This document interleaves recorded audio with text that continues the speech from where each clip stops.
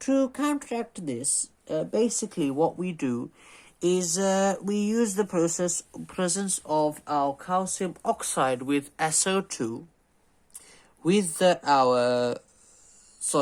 and 2 molecules of water and half a molecule of oxygen to give us CaSO4.2H2. This is known as gypsum.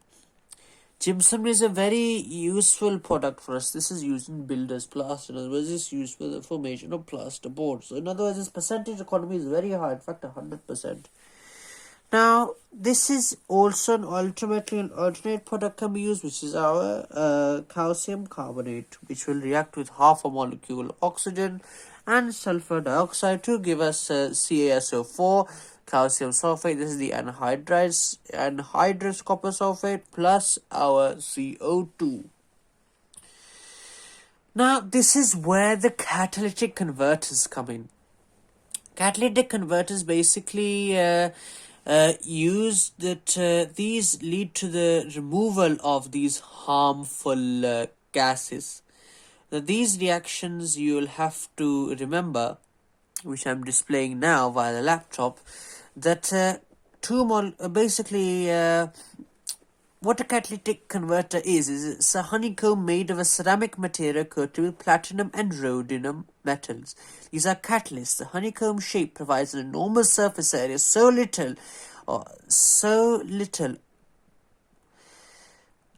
of these expensive metals go a long way. In other words, a little amount of these metals can lead to a high catalysis reaction taking place. Basically, this is what happens, that 2 molecules of carbon monoxide plus 2 molecules of nitrous oxide. Nitrogen oxide gives us nitrogen and carbon dioxide, 2 molecules.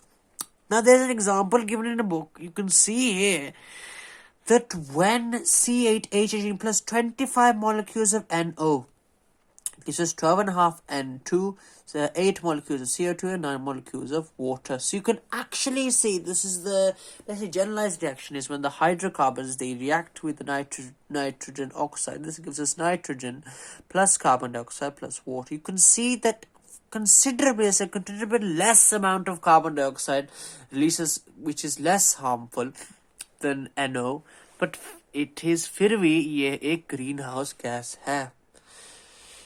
Which brings us on to the topic of our global warming, which this is what you need to read here.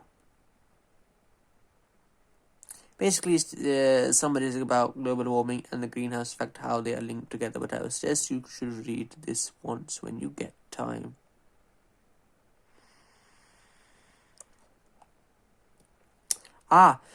This is a very very important carbon neutral activities. इसमें अक्सर वो पूछे जाते हैं exam में कि ये है कार्बन न्यूट्रल, तो उसको प्लीज प्लीज प्लीज पढ़ लेना कि ये ऐसी एक्टिविटी होते हैं जिसमें नो कार्बन डाइऑक्साइड एमिशन है. इसको एक कार्बन न्यूट्रल प्रोसेस नामक से जाना जाता है. अब इसमें ये आगे है the formation of the halogen, basically a simple synopsis of the chapter of halogen, where we move to the as you can see here, where we move to chain reactions, which I talked to you in the reaction mechanisms and how the initiation, propagation and termination steps, as you can see here.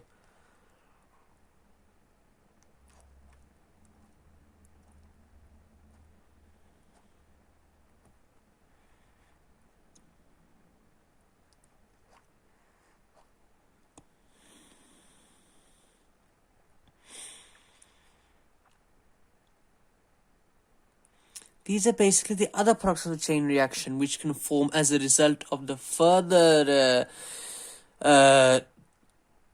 chain propagation observed.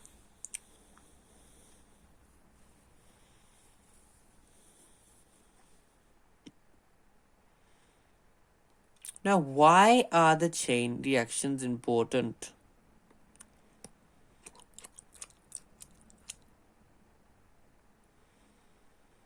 Basically, that this is the depletion of the ozone layer, which you need to read.